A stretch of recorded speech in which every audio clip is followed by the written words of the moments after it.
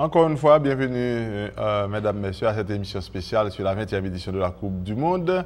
Nous allons commencer par le groupe A avec le Brésil, la Croatie, le Mexique et le Cameroun. Tout d'abord, la présentation de l'équipe brésilienne par leur entraîneur Luis Felipe Scolari.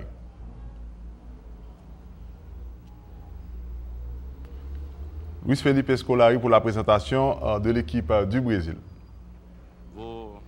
Je vous dévoile la liste des joueurs convoqués. Para vocês.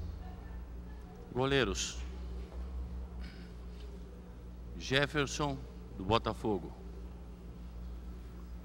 Júlio César, do Toronto. Vitor, do Atlético Mineiro. Zagueiros: Dante, Bayern de Munique. Davi Luiz, Chelsea. Henrique, Napoli. Thiago Silva, Paris Saint-Germain. Laterais: Daniel Alves, Barcelona. Maicon, Roma. Marcelo, Real Madrid. Maxwell, Paris Saint-Germain. Meio-campo: Fernandinho, Manchester City. Hernanes, Inter de Milão. Luiz Gustavo, Wolfsburg. Oscar, Chelsea. Paulinho, Tottenham. Ramires, Chelsea. William, Chelsea. Atacantes: Bernard, Shakhtar Donetsk. Fred, Fluminense.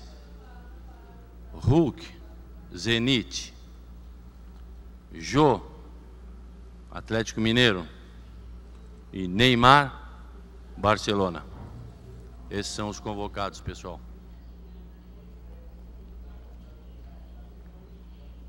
Voilà la présentation de l'équipe du Brésil, sans la présence de Kaka, sans la présence également de Miranda, qui pourtant a eu une excellente saison avec l'Atlético Madrid en Espagne. Donc, Woody, comment vous voyez l'équipe du Brésil cette année? Bien, vous avez raison, l'absence de Kaka est à noter. C'est pour moi quand même une grande surprise, puisqu'il aurait pu apporter un petit peu plus de maturité et de sagesse à l'équipe. Donc pareil pour Miranda qui reste sur une très bonne saison. Ce sont deux choix qui sont pour moi une surprise de la part du sélectionneur brésilien. Bon, ensuite, on peut constater que l'équipe brésilienne a quand même une puissance offensive intéressante, mais qui n'est pas aussi intéressante que ce que le Brésil a pu avoir dans le passé. C'est ça, mais comment vous voyez l'équipe du Brésil dans ce groupe-là avec la Croatie, le Mexique, le Cameroun? D'après vous, quelles sont les deux équipes qui ont la possibilité d'avoir leur billet pour le second tour dans ce groupe-là? Déjà, c'est quand même un groupe très compliqué parce que vous avez quand même l'équipe du Mexique qui s'est qualifiée très difficilement pour le mondial, qui peut d'ailleurs remercier les États-Unis pour s'être qualifié. Ensuite, le Cameroun fait quand même partie de l'une des meilleures équipes africaines. Croatie est une équipe qui monte en puissance également, donc ça va être un groupe qui est vraiment, à mon avis, difficile pour le Brésil. Maintenant, le Brésil joue à domicile, le Brésil aura tout le peuple derrière lui. Je pense qu'ils se qualifieront avec certainement la Croatie ou le Cameroun, mais je vois quand même un mondial plutôt difficile pour le Mexique. Le Mexique qui a quand même qui a pu aller jusqu'au match, comment dirais-je, de barrage pour trouver leur qualification. Le Mexique qui n'est pas la grande équipe mexicaine qu'on a connue ces dernières années, mais pour le Cameroun aussi, ce n'est pas la grande équipe camerounaise des années 90. Non, ce n'est pas la grande équipe camerounaise, mais ils ont quand même une équipe avec une puissance athlétique qui est impressionnante. Maintenant, je pense que les deux premières places se joueront surtout avec le Brésil et la Croatie, mais je pense quand même qu'il faut faire attention au Cameroun, puisque c'est une équipe qui athlétiquement peut bousculer les Brésiliens. Ceci dit que pour vous, le Brésil et le Cameroun sont les deux favoris de ce groupe. Alors, le Brésil et la Croatie, mais que le Cameroun a une carte à jouer à mon avis. D'accord. Et pour le groupe B, alors laissez-nous voir le groupe B qui a l'Espagne, champion du monde en titre, la Hollande, le Chili et l'Australie. Voilà, l'Espagne, la Hollande Et pour débuter justement dans ce groupe, le 13 juin, on aura un alléchant Espagne face à la Hollande, un remake de la grande finale de la dernière Coupe du Monde qui se jouait justement en Afrique du Sud. Comme vous voyez, et ce groupe-là qu'on se nomme par exemple le groupe de la mort. Le groupe B, exactement, avec l'Espagne, la Hollande, le Chili et l'Australie. Le groupe de la mort. Bon, déjà, ça va être une Coupe du Monde très difficile pour l'Australie, puisque face à ces trois adversaires-là, je ne leur donne pas beaucoup de chance. Bon, ensuite, l'Espagne, ça reste l'Espagne, mais bon, c'est quand même une équipe qui est un peu plus vieillissante maintenant.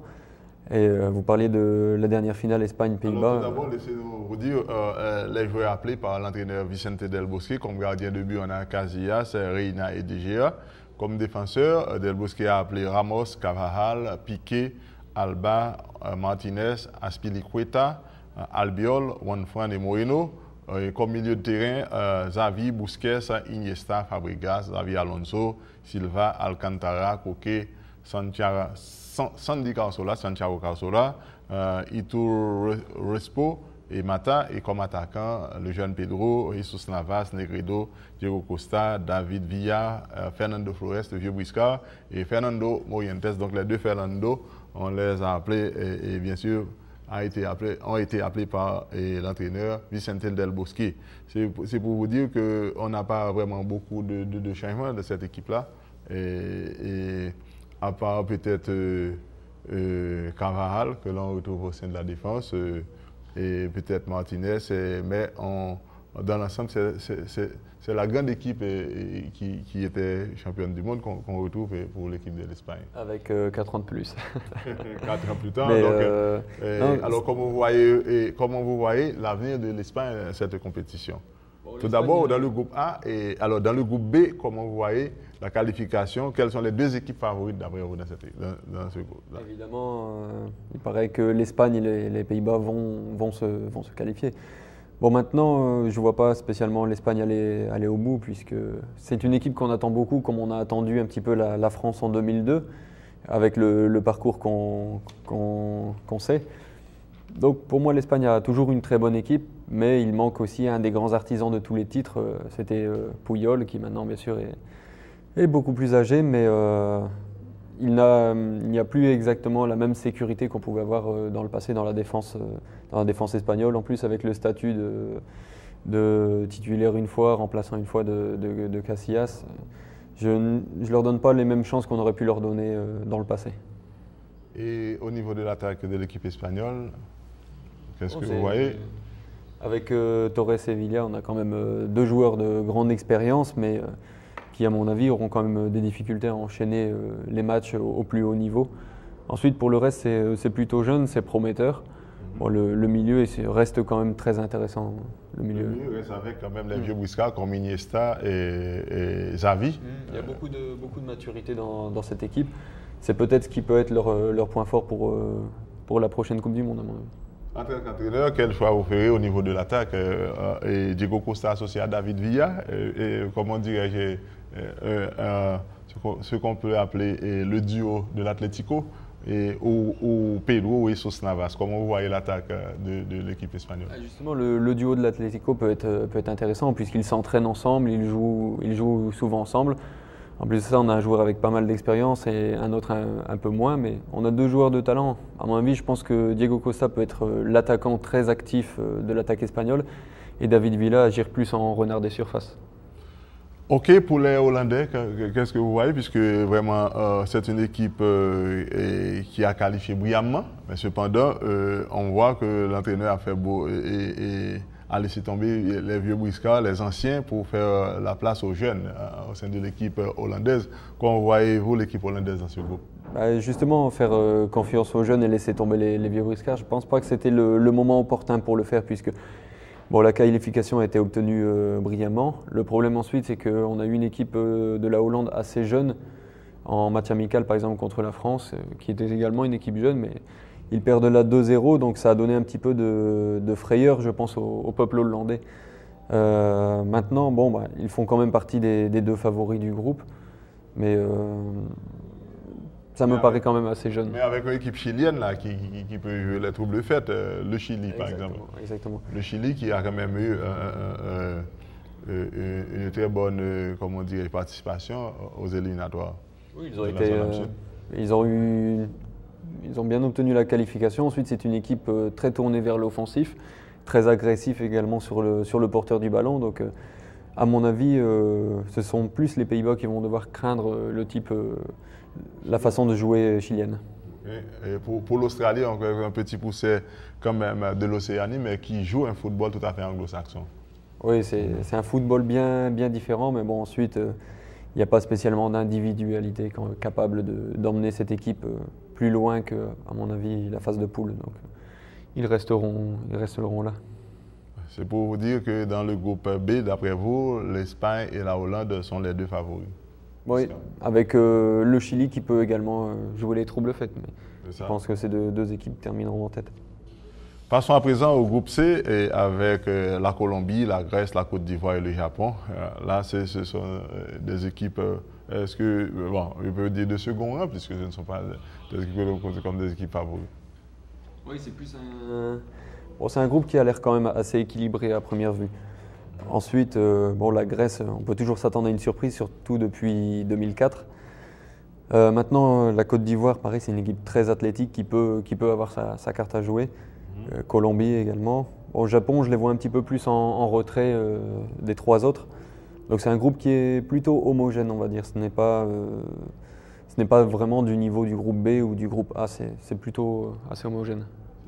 C'est pour dire qu'on peut avoir n'importe quelle surprise dans ce groupe-là. Ouais, voilà, c'est très difficile de faire un pronostic, surtout entre Colombie, Grèce et Côte d'Ivoire, puisqu'on peut remarquer quand même que c'est un groupe avec pas mal d'intensité physique, surtout au niveau de la Côte d'Ivoire, de la Colombie. Les Grecs aussi sont assez agressifs sur le porteur du ballon.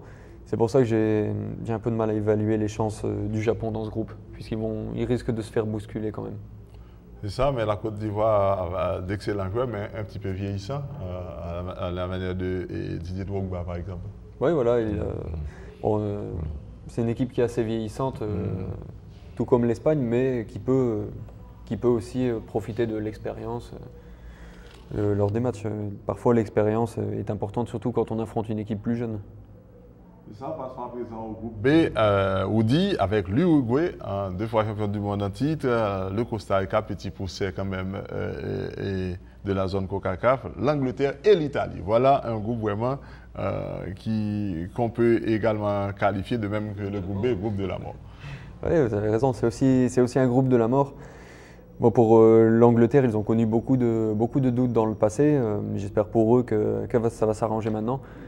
Bon, l'Italie, c'est une nation qui est toujours présente. L'Italie est toujours là dans le mondial, donc à mon avis, ils vont se qualifier. La deuxième place se jouera surtout, la deuxième place qualificative avec l'Uruguay et l'Angleterre. Bon, le Costa Rica fait office un petit peu de petit poussé, tout comme l'Australie dans le groupe B.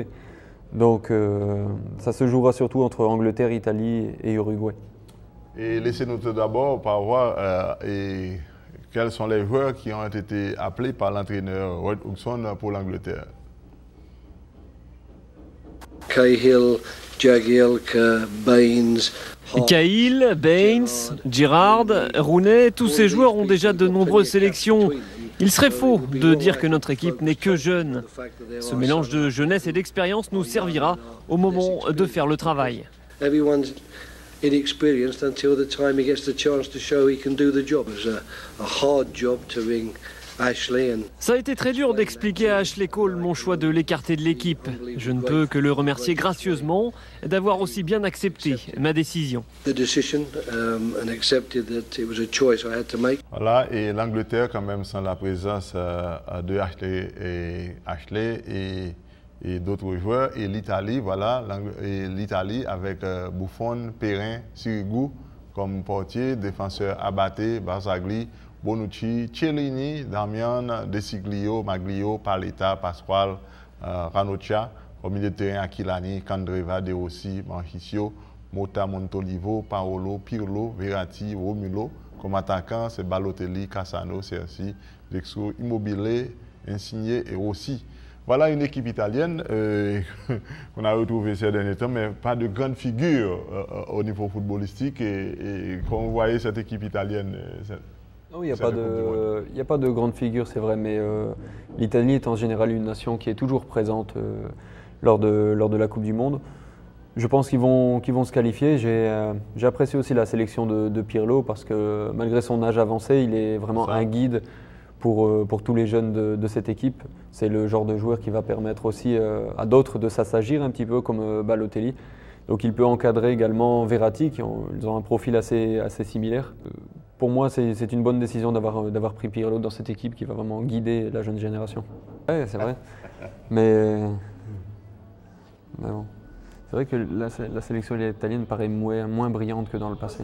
Les Balotelli à l'attaque, Cassano, Cerci, Dexro, Immobile, Insigne aussi. Mais et ce qu'on remarque également de cette équipe italienne, on n'a pas vraiment un véritable buteur, un véritable chasseur de but, comme on dit, un véritable renard de surface de cette équipe italienne. Un Totti. Ouais, c'est ça. Et au niveau du terrain, comme on dirait, à part Pirlo, oui, on dit que le bon vin, comme on dit, c'est en vieillissant qu'on reconnaît un bon vin. Oui. Alors, avec Pirlo, peut-être, qui a remporté le championnat avec la Juventus de Turin, et Pirlo est encore là. On peut vraiment compter sur ce vieux briscard au milieu de terrain de l'équipe italienne.